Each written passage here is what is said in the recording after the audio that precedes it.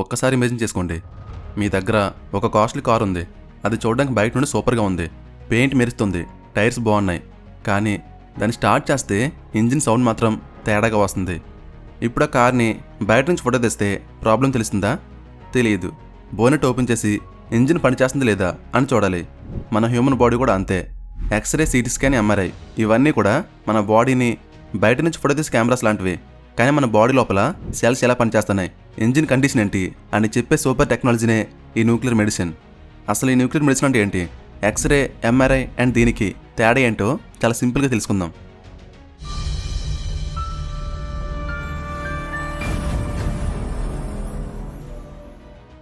మామూలుగా ఎక్స్రే తీసుకుంటే ఒక మిషన్ మన బాడీ మీద రేస్ వేసి ఫోటో తీస్తుంది. కానీ న్యూక్లియర్ మెడిసిన్లో మనం ఒక చిన్న మెడిసిన్ని పేషెంట్కి ఇస్తాం. అది ఇంజెక్షన్ ద్వారా కావచ్చు, లేదా లిక్విడ్లు తాగించవచ్చు.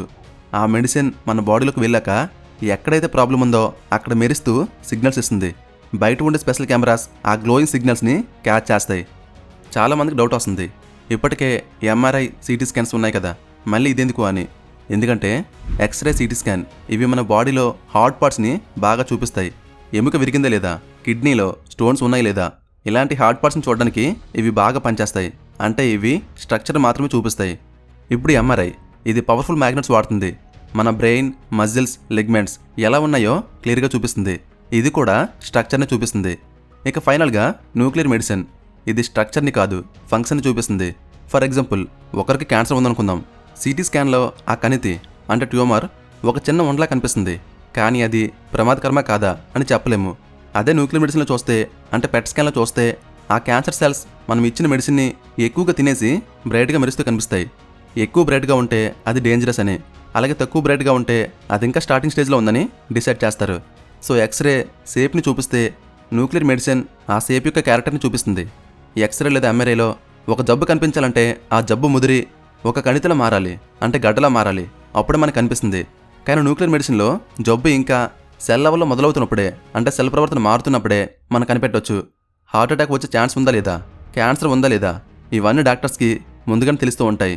ఇలా ముందుగా తెలియటం వల్ల ఎంతోమంది పేషెంట్లకి సరైన టైంలో వైద్యం అందిస్తున్నారు. సో న్యూక్లియర్ మెడిసిన్ అంటే భయపడాల్సిన రేడియేషన్ కాదు, మన బాడీ లోపల కథని చెప్పే ఒక అద్భుతమైన సైన్స్. ఇంకా రేడియేషన్ అంటే కొంతమందికి భయం ఉంటుంది. అయితే ఇప్పుడు చెప్పింది వింటే ఆ భయం పోతుంది. ఈ అరటిపండు చూసారా, ఇది చాలా హెల్తీ అని మనకు తెలుసు. కానీ ఇది రేడియో యాక్టివ్ అని మీలో ఎంతమందికి తెలుసు? దీంట్లో పొటాషియం ఉంటుంది. ఇందులో నుంచి చిన్నగా రేడియేషన్ వస్తూ ఉంటుంది. కానీ భయపడకండి, రేడియేషన్ అంటే ఎప్పుడు కూడా ప్రమాదం కాదు. అసలు ఈ రేడియేషన్ ఎక్కడ పడుతుంది, కంటికి కనిపించని ఆ చిన్న యాటం లోపల ఏం జరుగుతుందో ఇప్పుడు చూద్దాం. ముందుగా మన బాడీలో కానీ ఈ ప్రపంచంలో కానీ ప్రతిదీ యాటమ్స్ వల్ల తయారైంది. ఒక యాటమ్ని మనం ఇల్లు అనుకుందాం. ఈ ఇంటి మధ్యలో హాల్ ఉంటుంది. దీన్నే న్యూక్లియస్ అంటాం. ఈ హాల్లో ఇద్దరు ఉంటారు, ప్రోటాన్స్ మరియు న్యూట్రాన్స్. ఇంటి చుట్టూ కాంపౌండ్ వాల్ మీద పరిగెత్తే పిల్లులు ఉంటాయి, అవే ఎలక్ట్రాన్స్. సాధారణంగా హాల్లోని ప్రోటాన్స్ మరియు న్యూట్రాన్స్ సమానంగా ఉండి ఫ్రెండ్లీగా ఉంటే ఆ ఇల్లు ప్రశాంతంగా ఉంటుంది. దీన్నే స్టేబుల్ యాటమ్ అంటాం.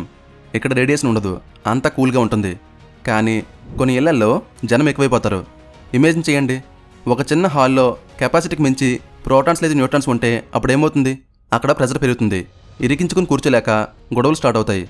దీన్నే మనం అన్స్టేబుల్ యాటమ్ అంటాం. ఆ యాటమ్కి ఒక్కటే కోరుకుంటుంది, ఎలాగైనా సరే నేను ప్రశాంతంగా మారాలని, అంటే స్టేబుల్ అవ్వాలని చూస్తుంది. మరి ప్రశాంతంగా మారాలంటే ఏం చేయాలి? ఆ ఇంట్లో ఉన్న ఎక్స్ట్రా బరువుని, ఎక్స్ట్రా మాస్ని బయటకు గెంటియాలి. అలా బయటకు విసిరిసే ఆ ప్రాసెస్ పేరే రేడియో యాక్టివిటీ. అలా బయటకు దూసుకొచ్చే ఆ ఎనర్జీ పేరే రేడియేషన్. సో రేడియేషన్ అంటే ఏదో మ్యాజిక్ కాదు, ఒక డిస్కంఫర్ట్లో ఉన్న యాటమ్ కంఫర్ట్ కోసం చేసే ప్రయత్నమే ఈ రేడియేషన్. న్యూక్లియర్ మెడిసిన్లో కూడా ఇదే అవుతుంది. పేషెంట్ బాడీలోకి ఒక చిన్న అన్స్టేబుల్ యాటమ్ని పంపిస్తారు. అది లోపలికి వెళ్ళి స్టేబుల్ అవ్వడానికి రేడియేషన్ని రిలీజ్ చేస్తూ ఉంటుంది. ఆ రేడియేషన్ని బయట ఉండే కెమెరాలు పట్టుకొని మీ బాడీ లోపల జబ్బు ఎక్కడ ఉందో ఫోటో తీస్తాయి. ఎంత ఇంట్రెస్టింగ్ ఉంది కదా. నేచర్లో ప్రతిదీ కూడా బ్యాలెన్స్ కోరుకుంటుంది, యాటమ్ కూడా అంతే. అయితే న్యూక్లియర్ మెడిసిన్లో రేడియో ట్రేసర్ అనే టెక్నాలజీని వాడతారు.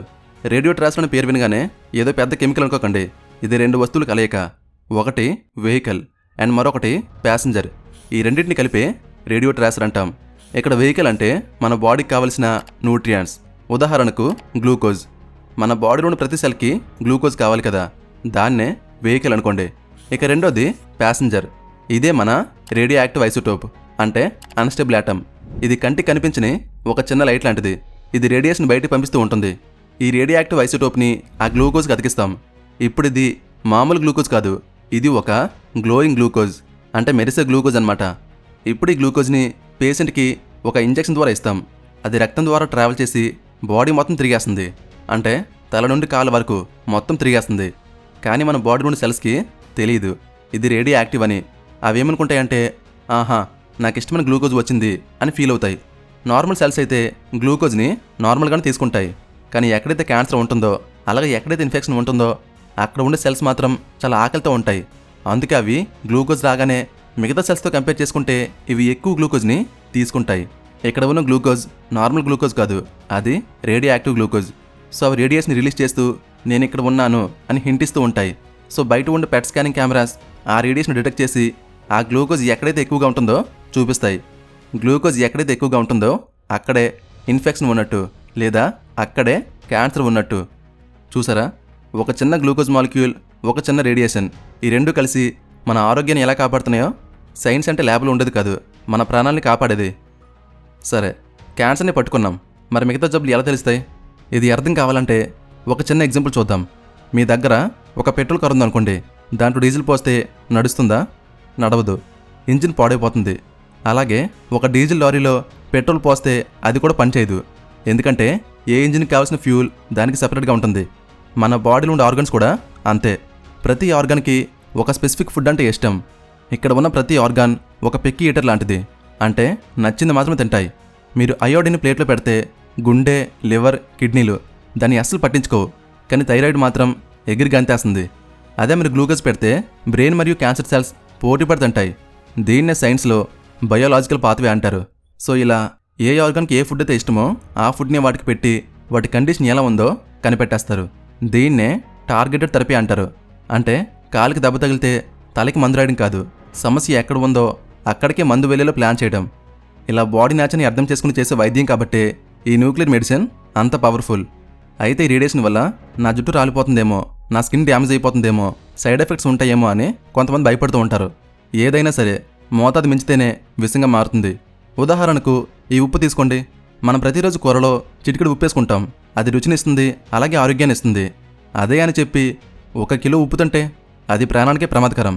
ఈ న్యూక్లియర్ మెడిసిన్ కూడా అంతే. ఇక్కడ వాడే రేడియేషన్ చాలా తక్కువగా ఉంటుంది. అది కేవలం మీ జబ్బుని చూపించడానికి మాత్రమే సరిపోతుంది. ఇది మిమ్మల్ని కాల్చదు, అలాగే మీ హెయిర్ని రాల్చదు. ఈ రేడియేషన్ బయటకు పోవడానికి 2 దారులు ఉన్నాయి. ఒకటి బయోలాజికల్ వే. మీరు స్కానింగ్ అయ్యాక బాగా నీళ్లు తాగితే ఆ మందు నీళ్ళతో పాటు యూరిన్ ద్వారా బయటకు వచ్చేస్తుంది. 80% ఇలానే పోతుంది. అండ్ మరొకటి ఫిజికల్ వే.